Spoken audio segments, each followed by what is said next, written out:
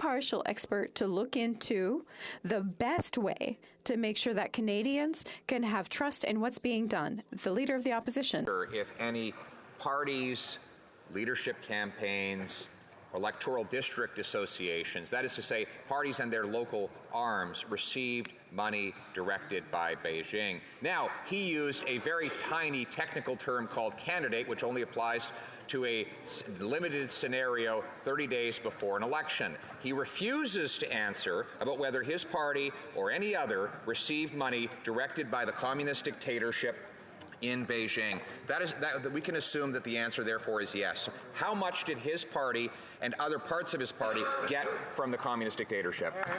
The Right Honourable Prime Minister. Mr. Speaker, on matters of national security, it's extremely important that we continue to give Canadians confidence that our experts and our officials are doing their job, but it's also important to protect the women and men who serve in our security agencies doing extremely dangerous work to keep Canadians safe. That's why we've created a committee where all parliamentarians from different parties can get top secrets clearance and look into these matters deeply without compromising the safety of people who serve this country. Honourable Leader of the Opposition.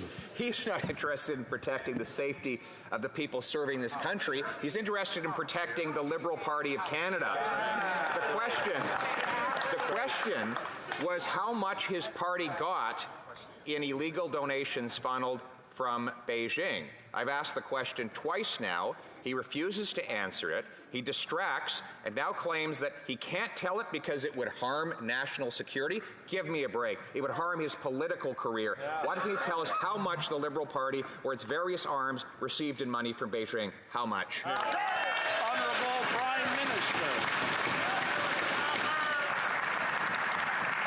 Mr. Speaker, it is unfortunate and despicable that any member in this House would question the loyalty to Canada of any other member in this House.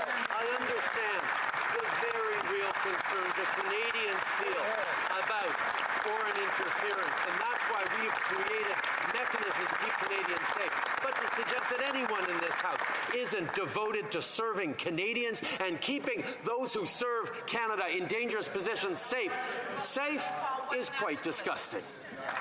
The Honourable Leader of the Opposition. Mr. Speaker, no drama lesson will distract from the question that I asked. The question was very clear.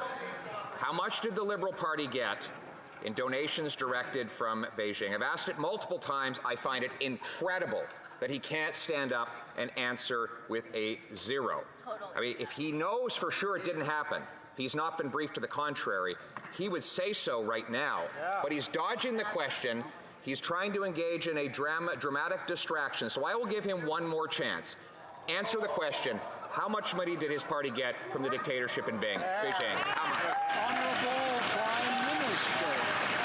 Speaker, I see the Leader of the Opposition trying to backtrack from his heinous and disgusting accusations of disloyalty to Canada of anyone in this House. And I'm pleased to see him back off from what was an absolutely despicable partisan approach. But it does go to the point that Canadians need to have confidence that the answers that they are seeking on foreign interference and on the integrity of our democratic institutions are being dealt with by experts. Now, there's two ways of doing that. One is by making sure that partisans and politicians of all parties get classified briefings on that, which the NSICOP does, and the other is to make sure independent experts. The Honourable Member for London West.